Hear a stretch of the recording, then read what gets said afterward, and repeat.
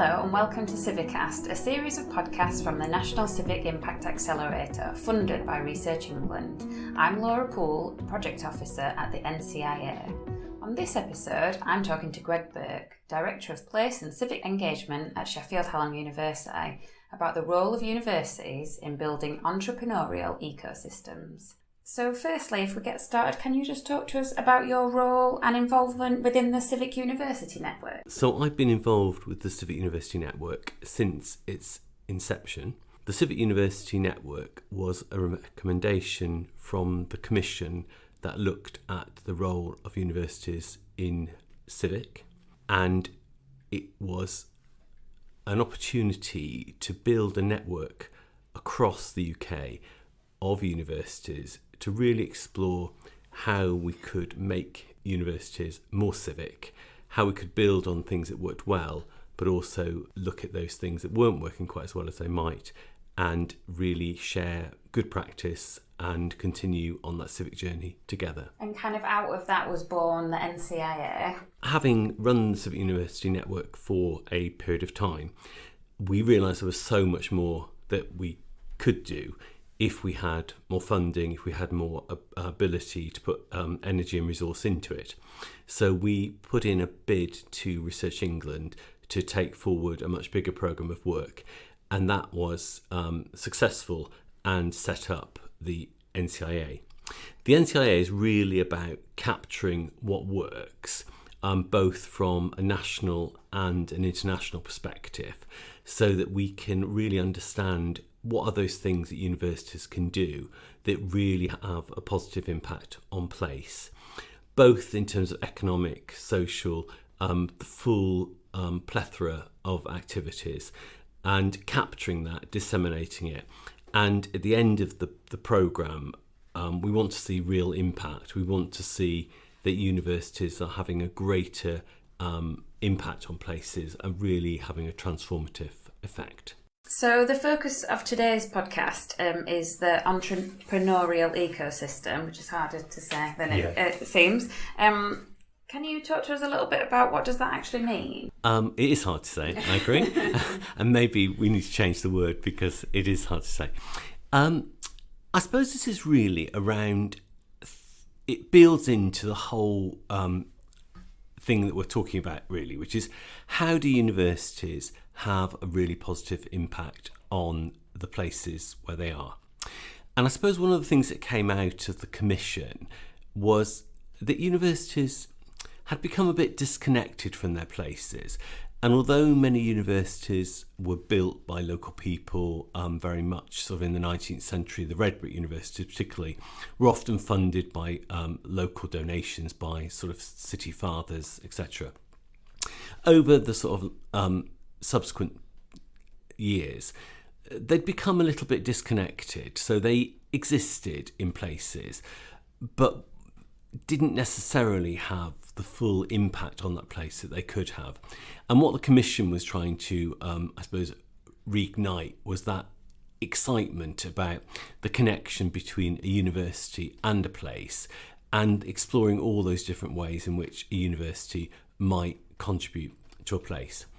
And I suppose this relationship in developing a sort of entrepreneurial ecosystem is one of those dimensions, really. So it's not in any way suggesting this is all that universities should do in a place, but it's trying to recognise that actually if places are going to be entrepreneurial and create new companies, support startups, help them to develop into, the big international companies of tomorrow, universities have a really critical role to play in that.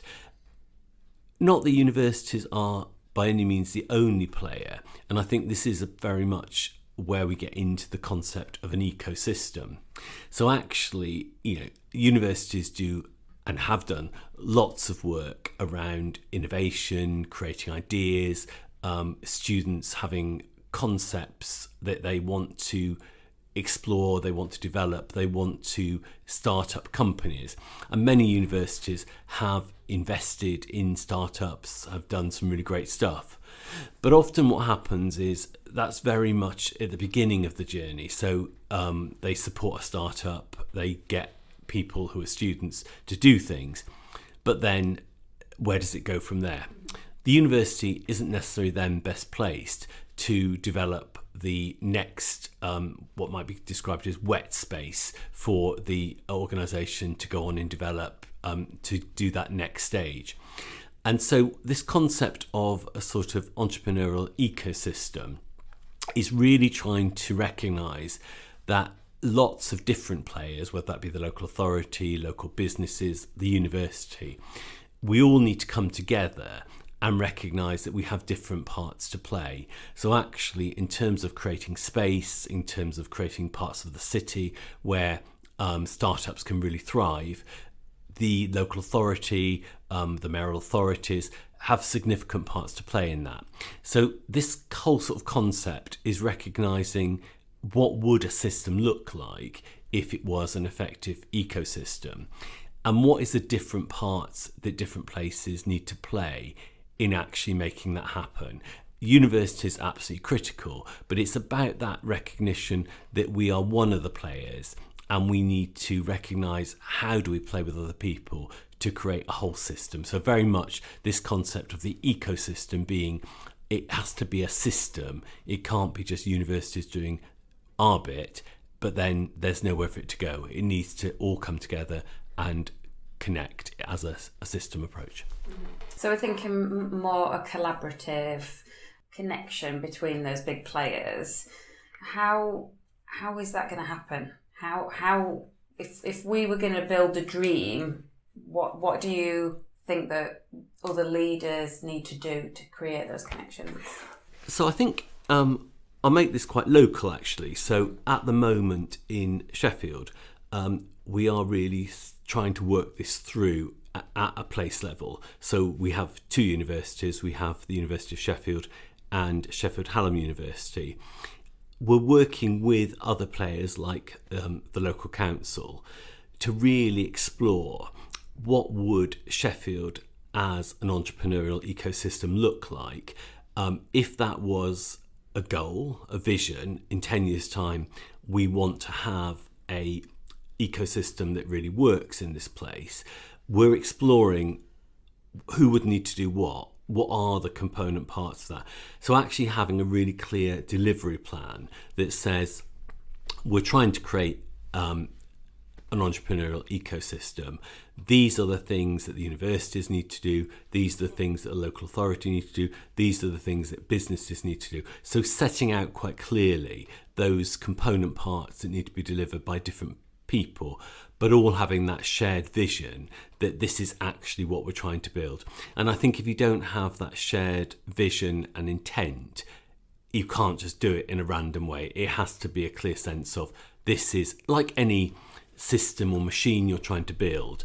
If you don't set out with a clear sense of where you're trying to get to, it's very difficult to deliver it. So it needs a vision, it needs clear planning, it needs real commitment from all the players that this is actually something we want to do. Amazing. It's exciting to hear that it's happening so close to home and you're starting the journey.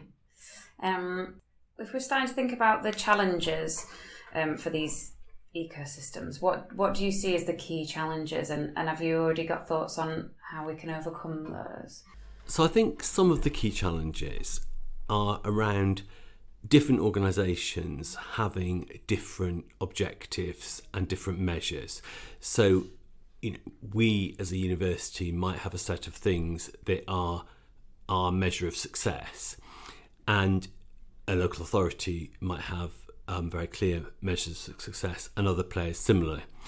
And I suppose what we need to try and do is make sure we can align those different goals, those different ways of measurement, so that we can all recognise that building an entrepreneurial ecosystem, it works for all of us. That there are things to be gained, but in the short term, we sometimes have to put aside maybe our immediate priority for the greater good. So I think it's that recognition that if you're trying to do anything collaboratively, there is an element of having to compromise. Everybody has to compromise a bit on what you're trying to achieve for the greater goal, really. So I think it's that willingness to put aside your own institutional or organisational objectives for the greater good, but equally recognising there isn't necessarily, it's not impossible to achieve both, but there may be some compromises along the way. So kind of linked to that about priorities and pressures,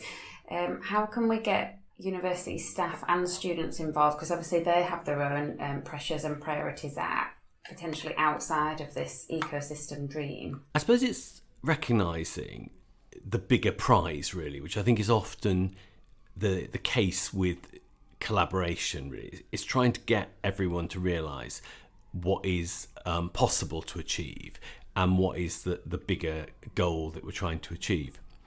I think for students, particularly talking about the Sheffield context, if we can create this entrepreneurial ecosystem in Sheffield, then that would be a really attractive thing for students coming to the city, who can not only see it as an exciting place to be a student, but if they are thinking of being an entrepreneur, they can see that continuation from being a student into a startup, a successful company. So actually, what I suppose we would want to be encouraging those sort of students is come to Sheffield. It's a great place to do your undergraduate, but also it's the beginning of being on a journey of being an entrepreneur. So actually, it's almost, we would sell to students coming to the city, to whichever university, one of the great benefits of being a student here is if you are interested in being an entrepreneur, then this might be a great place for you to start that whole journey of developing innovation, but also being able to then take that forward. Whilst you're actually a student, obviously we would want to sell those opportunities that you can be involved in that ecosystem through placements. You can be involved in learning about being an entrepreneur by working with the people who've gone before you and are on that journey. So you can really benefit from being part of a system that really supports and encourages entrepreneurs. And do you think for students life has changed? Because I think back to when I was at university, being an entrepreneur, I don't even know if I'd have known what that meant. Do you think students are more focused on that kind of career, on that kind of path now? I suppose it's like anything, that if you've never seen it, you can't imagine being it. So I think part of what we want to do in this whole building an ecosystem is think through those issues, exactly as you've just said, Laura, about what is it that stops young people thinking of being an entrepreneur as being a career. So I think some of this goes right back into the school system. So, we can take entrepreneurs into the school system. We can help young people growing up to think, oh, that's what an entrepreneur is.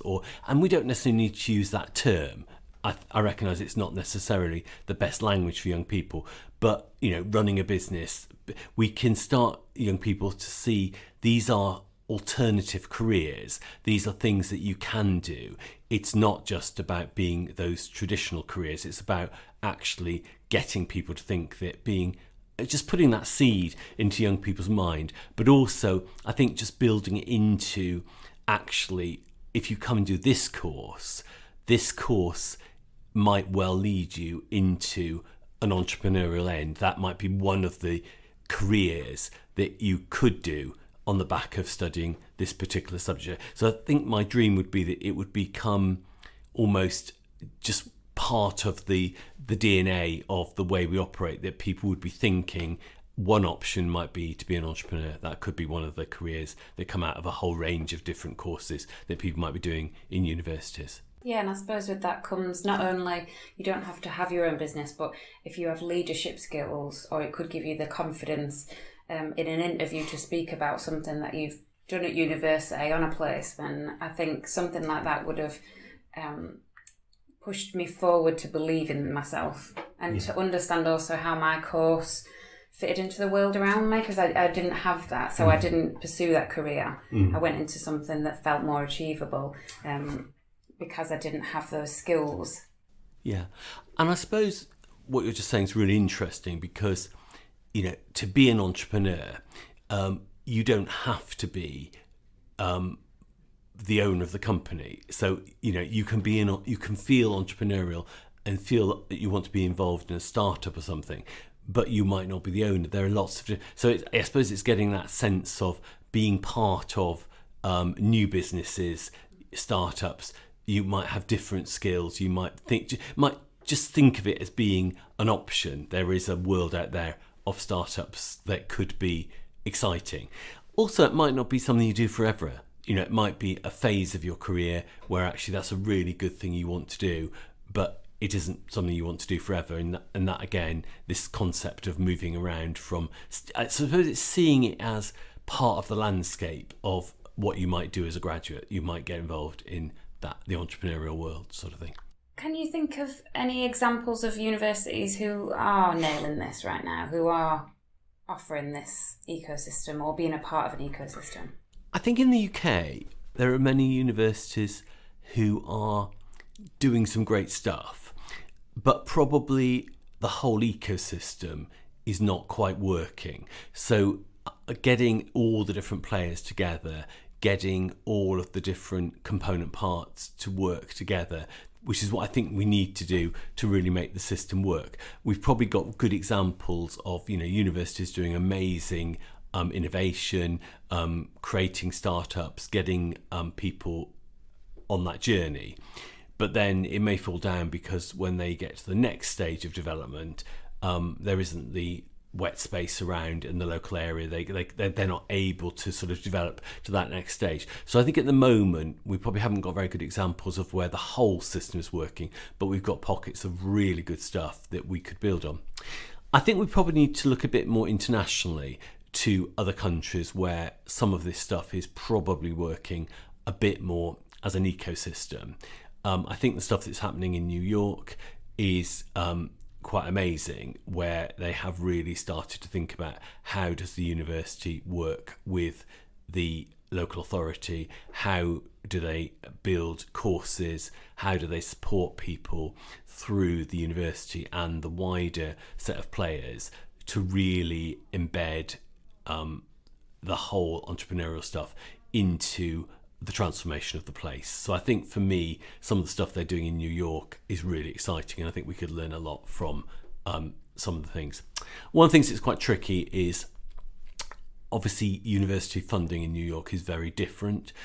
Universities can have a huge amount of money, so they're being able to invest in companies in a way that many universities in the UK don't have that sort of money to be the prime investor in a startup. Although some universities do put money into startups, the scale and size is very different from the experience in the States. So obviously we need to recognise we're not operating in the same landscape, but I still think there's some really interesting lessons that we could learn from things that are happening in other countries. So you did actually visit New York in July for an OECD event on this. Can you talk to us a little bit about what that was like? Yeah, absolutely.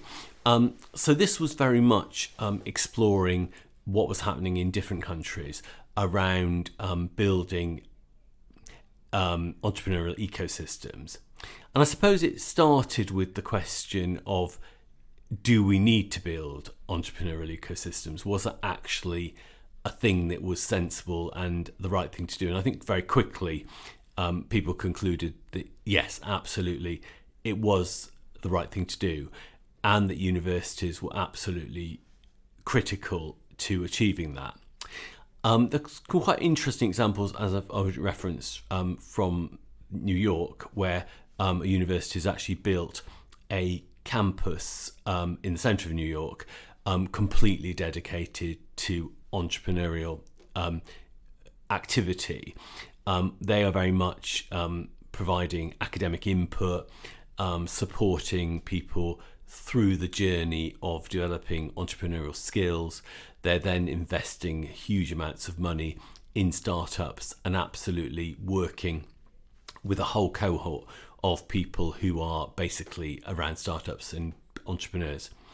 That is absolutely integrated into the economic development plan of New York. So they're working hand in hand with the economic development part of the local council, really recognising that entrepreneurship is part of what New York is trying to achieve. It's absolutely part of the vision. The university is working completely hand in hand with that. Some other places that were part of the New York visit, there was quite a lot of people from South America talking about some of the interesting activities that's happening in Brazil and other parts of South America. I suppose the important thing is recognising that places are different.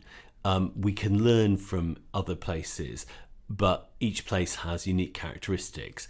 And in building an ecosystem that is right for South America or right for New York or right for the UK, it's not, you can just lift and drop the same model from one place, but we can learn. We can pick up things that other people have done that have worked, things that other people have done that have not worked.